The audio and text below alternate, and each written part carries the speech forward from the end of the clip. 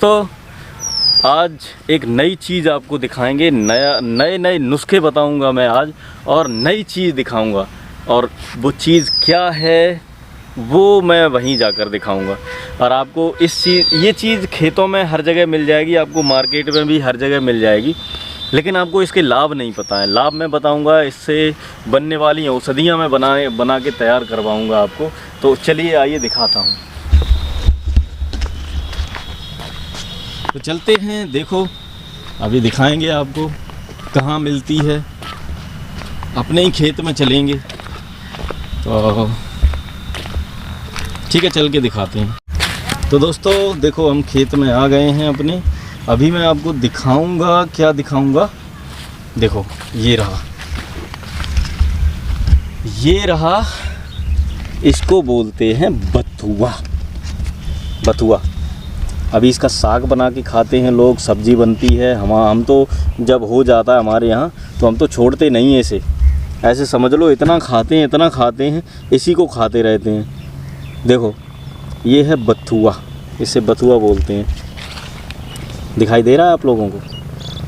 ये हर जगह मिल जाएगा आपको, हर खेत में मिल जाएगा, मार्केट में भी मिल जाएगा आपको।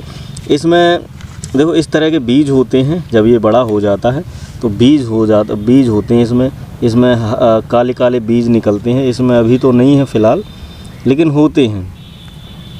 तो इससे बनने वाली औषधि मैं आपको अभी बताऊंगा, दिखाऊंगा। मैं पहले ये दिखा दे रहा हूँ। इसका पूरा पौधा इस तरह का होता है, इसको जड़ से मैंने उखाड़ा है, इस तरह का होता है। ये आप देख लो, इसकी पहचान कर लो, इस तरह का होता है। इसमें कुछ भी नहीं लगाया, अभी ना खाद लगा है ना, क्योंकि ये खाली पड़ा है बिल्कुल खेत पूरा। देखो है पूरा खेत खाली पड़ा है।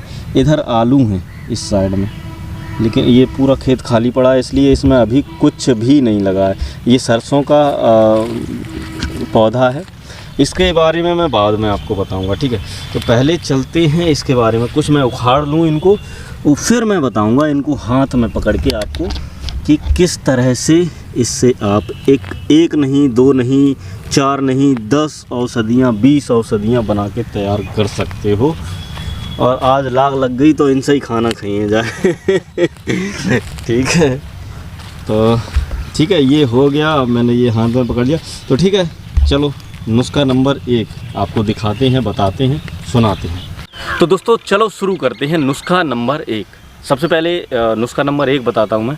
नुस्खा नंबर 1 क्या है? देखो, अगर किसी प्रकार का त्रिदोषनाशक, ये बथुआ जो है त्रिदोषनाशक होता है। जिस तरह से गौमूत्र होता है, त्रिफला होता है, इसी तरह से इसमें भी एक गुण होता है, ये त्रिदोष नाशक। त्रिदोष माने वात, पित्त, कफ, तीनों चीज़ों को कंट्रोल कर देता है। अगर इसका आप साग खाओगे बनवा के, इसकी सब्ज़ी बनवा के खाओगे, आप इसे कच्चा भी खा सकते हो, ऐसे भी खा सकते हो, ऐसी इसकी पत्तियां निकाल के ऐसे भी आप खा सकते हो कच्चा, सुबह खाली पेट, शाम को खाली पेट। इससे बहुत सारे आपको लाभ हो जाएंगे। अभी इसका सीज़न है, बहुत सारा मिल रहा है, हमारे यहाँ बिकने भी आता है मार्केट में। आपके यहाँ भी मार्केट में मिल जाएगा, आपकी बाज़ार में मिल जाएगा। तो ये त्रिदोषनाशक, अगर इसे आप यूज़ करते हो, खाते हो, इसका साग बना के खाते हो, तो आपको मान के चलो सर्दी जुकाम बुखार से संबंधित कुछ हद तक जो परेशानियां हैं वो ख़त्म हो जाएंगी, नहीं होंगी। ठीक है।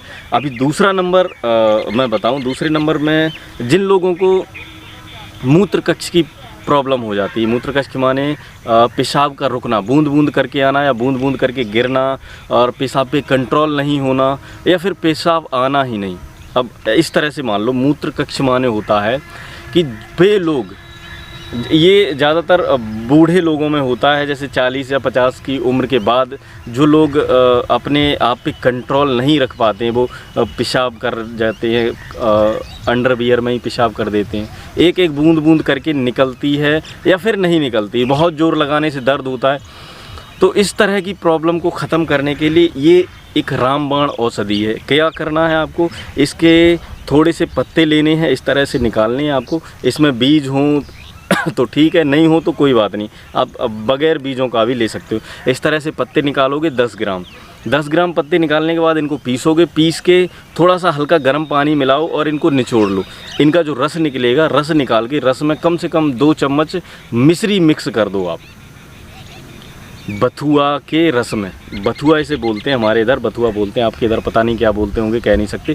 तो बथुआ के रस में आप 2 चम्मच मिश्री डाल के और सुबह खाली पेट, शाम को खाली पेट 2 बार पी जाओ तो 2 से 3 दिन के अंदर आपकी मूत्र कक्ष की समस्या, जैसे बूंद बूंद करके पेशाब आना वगैरह वगैरह, ये सारी समस्याएँ बंद हो जाएंगी।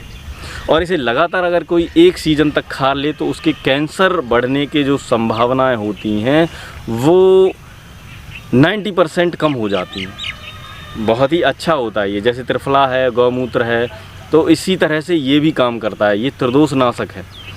तो तीसरा नुस्खा मैं आपको बताना चाहूँगा।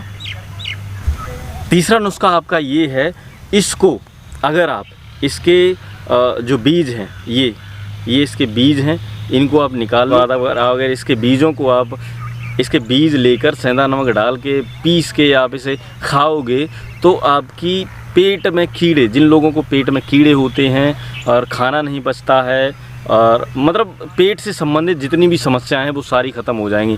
ये बच्चों के लिए बहुत ही रामबाण रहता है। इसके बीजों का चूर्ण करके इसको आप रख भी सकते हैं, स्टोर करके किसी डब्बे में भर के रख लो। इसके ये बीज ले आओ घर पे, लाने के बाद इन्हें सुखा के आप डब्बे में भर के रख लो। बच्चों को जब भी समस्या आए, थोड़ा सा निकाला इतना और इतनी ही सेंधा नमक लिया इतना और दोनों को पीस के बच्चों को खिला दिया, तो इससे बहुत ही अच्छा लाभ होता है बच्चे को। तो इसके बहुत सारे गुण हैं।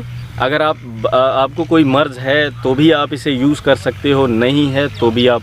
सबसे अच्छी खासियत बात इसमें है ये है कि आप किसी भी मर्ज़ में इसे यूज़ कर सकते हो और चाहे बुखार हो, सर्दी जुकाम कुछ भी हो, आप इसे हमेशा खा सकते हो। तो आप इसे खाओ, यूज़ करो। वैसे नुस्खे बताने के लिए तो बहुत सारे नुस्खे हैं, पूरा वीडियो बहुत बड़ा बन जाएगा अगर मैं इसके नुस्खे बताऊंगा, क्योंकि किसी भी चीज़ के नुस्खे कोई बताता हूं मैं तो उसके अगर मैं चाहूं तो पूरी किताब लिख सकता हूं उसके नुस्खों पर, लेकिन बहुत ज़्यादा वीडियो बड़ा हो जाएगा, आप लोग बोर हो जाओगे, इसलिए अब यहीं पे विराम करते हैं। और कुछ अगर चाहिए आपको बथुआ के बारे में, किसी मर्ज़ की जानकारी चाहिए तो मैं बता दूंगा आपको कि किस मर्ज़ में ये काम आता है।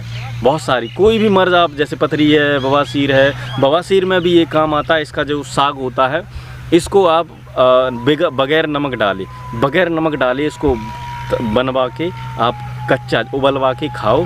2 से 3 दिन तक नमक बिल्कुल मत खाना, मीठा हल्का पूरा खा सकते हो, आपकी बवासीर की समस्या ख़त्म हो जाएगी। ऐसे अगर और भी टॉपिक पे अगर आपको वीडियो चाहिए तो मुझे बता देना, मैं आपको बता दूंगा, ठीक है। तो ठीक है, चलता हूँ, मिलूंगा अगली वीडियो में। तो तक के लिए धन्यवाद, ख्याल रखिए अपना, अपने परिवार वालों का, अपने घर वालों का। नमस्कार, और खाइए बथुआ, ठीक है।